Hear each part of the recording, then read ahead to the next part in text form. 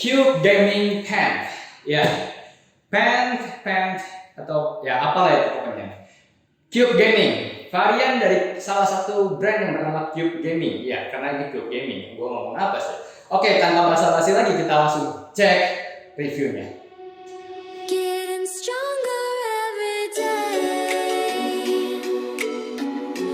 Keep on pushing through the pain. Oke, so ini gue pertama kali nge-review sebuah casing. Jadi mohon maaf jika ada suatu kesalahan atau ada detail-detail yang kurang lengkap atau bahkan ada nama-nama yang salah-salah, mohon koreksinya. So, tanpa basa-basi kita langsung keluarkan aja si casingnya.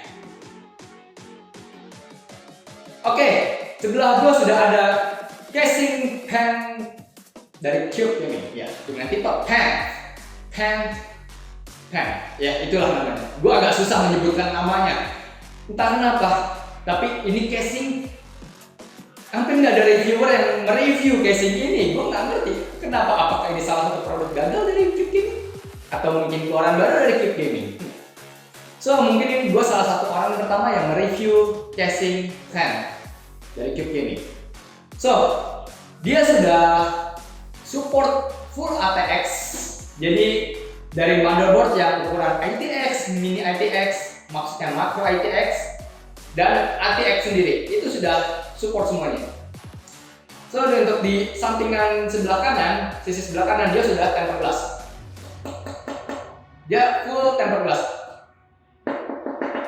Ya, ini beneran tempered glass. Jadi kalian harus hati-hati. Dan di atas ini dia sudah ada dust cover. Wah, dust cover. Ya, dust cover, filter dust atau apalah itu udah. Pokoknya ini pelindung untuk biar nggak ada debu-debu gitu lah pokoknya ya. Dan dia sudah dilengkapi dengan magnet juga. So, gue suka Cube Gaming itu karena ini.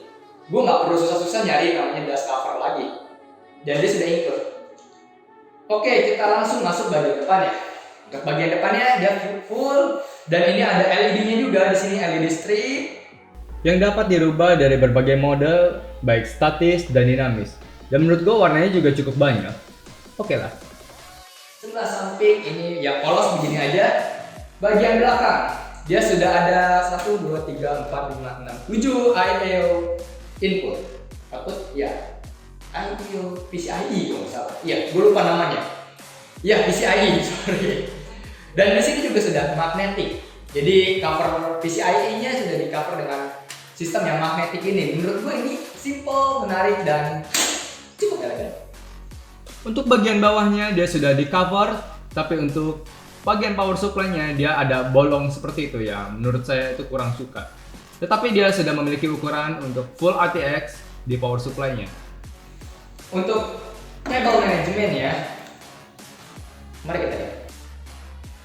Di sebelah sini gue sudah membuka untuk covernya sendiri ya, back covernya ini. Ya bisa dibilang untuk kabel manajemennya cukup rapi, tapi bukan yang paling besar dan bukan yang paling lega bisa dibilang menurut gue. Ini kayaknya hanya 1 cm jaraknya, jadi menurut gue kalau kabel-kabel yang agak tebal-tebal kayaknya akan kesusahan deh. Ya, menurut gue ini akan sedikit kesusahan buat gue ngerapihin kabel. Tapi ini masih bisa lewat sini juga dan ini menurut gue masih ya cukup manusiawi lah ya. Tapi menurut gue ini gue suka sih, dan dia juga dilengkapi dengan kabel dan ada beberapa zip tie. Apa namanya? Kabel tis ya mungkin. Kita coba buka ininya. Ya, di sini kita sudah diberikan namanya. Oh, ini ada stiker juga ternyata. Stiker ada 4 kabel ties sama baut-baut. Mungkin ini untuk motherboard dan yang lain-lainnya. Oke, kita langsung beralih ke bagian bawahnya dulu. Cukup lengkap sepertinya. Oh, ini ada USB 3.0 dan ini PCIe-nya sepertinya ya guys. Oh, ini kabel SATA, sorry, maaf ini kabel SATA-nya sudah lengkap. Ini ada yang lain-lainnya seperti ini. Ini output yang seperti biasa lah. Ini yang biasanya paling menyebalkan sih. Oh, dia sudah support RGB juga di sini. Ini sudah connect RGB sepertinya. Iya, ini sepertinya RGB. Mohon koreksi kalau gue salah. So, apa yang ini RGB? VDG, ya sepertinya begitu. Oke, bagian bawah sini dia juga sudah dilengkapi dengan untuk cover SSD. Oh, ini harus pakai baut ternyata.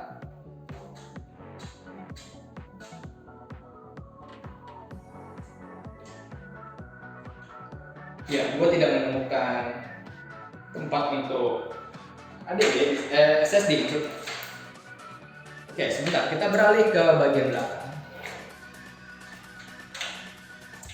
Oke, ini bisa dibilang bukan review banget, tapi lebih ke first impression mungkin ya. Ya setidaknya kalian ada gambaran jika kalian ingin membeli casing ini.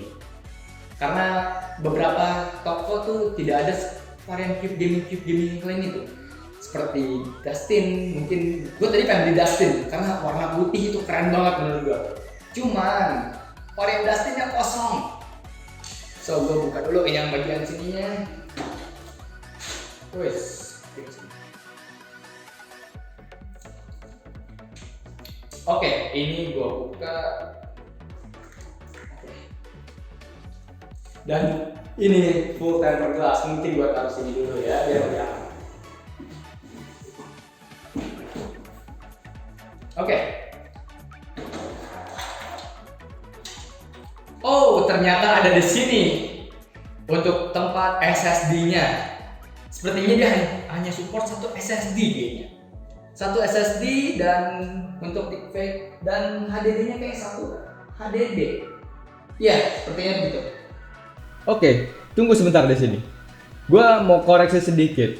Untuk kapasitas storage-nya dia tuh support untuk 2 SSD dan 2 hard disk. Jadi aman. Kalian tidak perlu khawatir untuk mengorbankan salah satu tempatnya. Dan posisinya sendiri untuk hard disk itu ada tempat tersendiri dan dia ada 2 slot. Dan untuk SSD-nya itu ada di atas juga dan di atas tray-nya sendiri. Jadi total untuk SSD sendiri ada 2 juga. Total storage ada 4. Oke, lanjut. Sayang sekali padahal gua ada 2 SSD. Mungkin bukan 2 SSD, lebih tepatnya gua pakai satu SSD, satu lagi HDD yang ukurannya kecil seperti SSD. Ya sebenarnya itu untuk laptop tapi gue pakai di PC. Karena kenapa? Nggak budget. Oke, untuk bagian dalamnya gue suka, jujur gue suka. Menurut gue ini cukup rapi. Ya emang bukan yang terbaik lah ya, makanya itu kaleng. Tapi dengan harga yang cukup murah menurut gue, ya ini value for money-nya sangat baik sih. Suka gue. Oke, bagian depannya hanya begini saja sebenarnya ya, simple. Dan ini juga dia support untuk fan-nya. Gue lupa bilang, ya ini yang paling penting menurut gue ya, fan. Kenapa paling penting ya? Karena kalau lu nggak ada fan, performa komputer lu juga akan menurun. Karena ya lu nggak ada airflow, mati lah. Oke, untuk fan-nya sendiri yang untuk di topnya dia support 2 dengan ukuran 12 cm atau 120 mm. Dia sudah support 2 yang ukuran fan-nya itu 120 mm. Untuk bagian depannya dia support 3. Ya, hanya 3 ukurannya 120 mm. Dan di bagian belakang juga dia support 1 fan yang 120 mm. Sama, semuanya 120. Jadi dia tidak support yang 140 itu tidak support seperti ini. Belum support mungkin. Mungkin varian yang lain itu udah ada yang bisa support tanda kutip yang 14 cm. Untuk yang ini mungkin belum. Oke, kita langsung beralih untuk bagian depan ya. Kita lihat ada apa di dalamnya.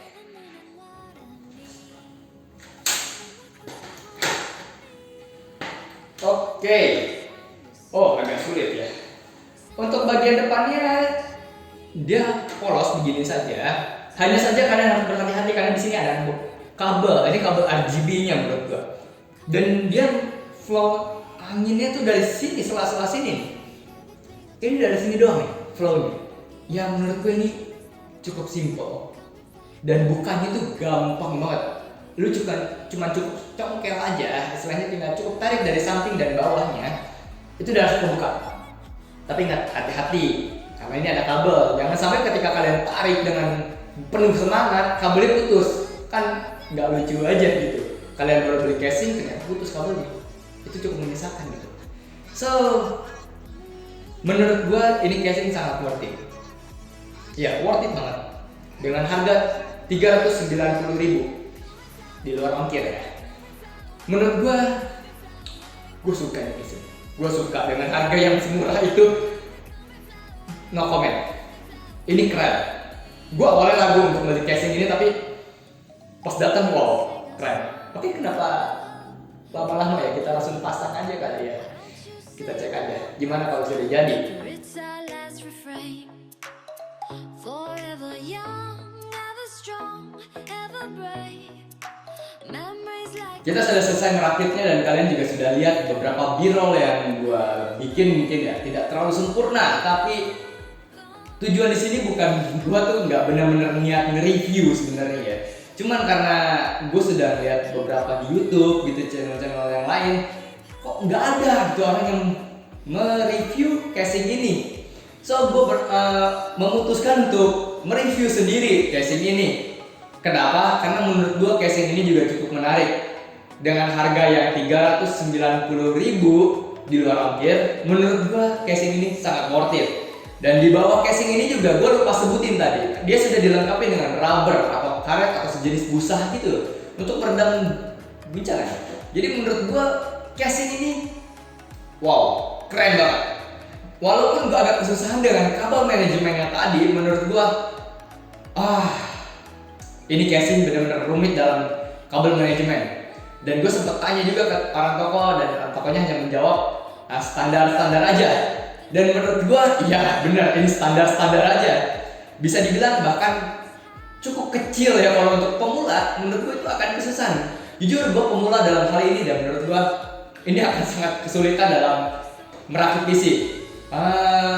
Gua tadi udah hampir menghabiskan sekitar 1 atau 2 jam mungkin untuk kabel manajemennya aja. Tapi untuk yang lainnya segala macam, seperti memasang fan di depan, terus memasang motherboard, memasang PSU, menurut gua hampir tidak ada masalah sama sekali. Ya, untuk kesimpulannya, apakah Cube Gaming Pad ini worth it untuk dibeli? Jawabannya, ya. Dengan budget yang minim, mungkin kalian hanya punya budget sekitar 5 juta atau 4 juta, bahkan di bawah itu untuk merakit PC, menurut gua ini sangat worth it. Contohnya gua, PC gua hanya sekitar 5 juta, 4 juta mungkin, 4 juta ya dengan casing itu. Ini gua build benar-benar dari nol, jadi benar-benar dari casing yang biasa banget, dan akhirnya gua bisa upgrade ke sini. Menurut gua casing ini benar-benar cantik banget. Gue suka desainnya. Walaupun RGB-nya juga ya hanya dikontrol dari sini, tapi menurut gua ini udah jauh dari kata cukup ya. Ya, cuman satu yang gua sayangin banget ya. Gua tuh berharap, mungkin gua terlalu berharap lebih di sini. Kenapa untuk tempered glass-nya di sini? Ini ya. Bautnya kenapa di samping? Ini aja. Ya, mungkin gua berharap seperti yang lainnya gitu, gaming cube yang lainnya. Karena yang lain itu ada yang di belakang juga, dan tinggal sliding aja. Menurut gue itu lebih simple dan lebih enak gitu ya. Kalau ini agak ribet jujur. Gue bisa bilang ini agak ribet dalam pemasangan tempered glass-nya, tapi nggak seribet itu. Ini dan enaknya juga dikasih thumb screw. Jadi kita nggak harus pakai obeng buat bukanya, kita cukup pakai tangan aja udah bisa untuk membukanya. So, this is it, Cube Gaming Pad. Oke, mungkin cukup sampai sini review kali ini. Jika kalian tertarik untuk upgrade apa aja yang akan gue tambahin ke sini, mungkin sedikit spoiler aja, gue akan menambahkan fan CPU fan mungkin gitu yang mungkin yang RGB, tapi gue nggak terlalu suka yang RGB itu yang terlalu mencolok gitu ya. Jujur, gue RGB lebih simple yang single color gini dibanding yang kayak seperti ini. Yang warna-warni begini menurut gue nggak terlalu suka gitu. Tapi buat ya untungnya di sini tuh cukup banyak varian warnanya ya. Dan gue suka yang warna light blue gitu. Karena menurut gue ini keren parah. Gue sebenarnya suka orange, cuman sayangnya di sini belum ada warna orange. Tapi it's okay lah.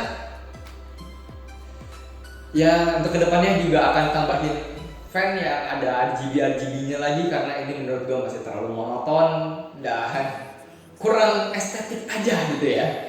Dan PSU-nya juga sebenarnya gue beli yang low budget parah. Karena budget gue di sini sangat terbatas, yaitu gue cuma beli 280 kalau nggak salah, gue lupa. Yang 400 watt karena di sini juga gue nggak terlalu menggunakan komponen yang begitu besar. Untuk VGA-nya juga gue hanya menggunakan GT 630 kalau nggak salah. Ya ini sangat kecil. Tapi untuk kedepannya gue akan upgrade yang lebih baik lagi. Karena kenapa? Gue juga di channel ini gue akan live streaming ya. Lebih tepatnya gue akan live streaming apa ya? Live streaming tentang game pastinya karena PC-nya juga Cube Gaming. Kalau nggak bukan gaming ya apalagi gitu. So stay tune sama channel.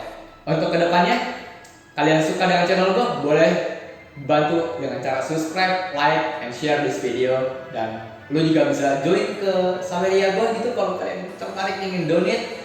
Mungkin dari uang situ gue nggak pakai untuk yang lain, tapi gue akan alihkan lagi uang yang dari Saweria ini untuk upgrade PC ini. So bukan cuma karena untuk gue doang, gue juga akan memberikan review yang terbaik buat kalian semua. Mungkin dari beberapa orang yang penasaran dengan casing ini atau beberapa komponen yang mungkin orang lain atau channel-channel lain belum sempat mereview, dan gue akan coba akan mereview ya sebisa mungkin gitu.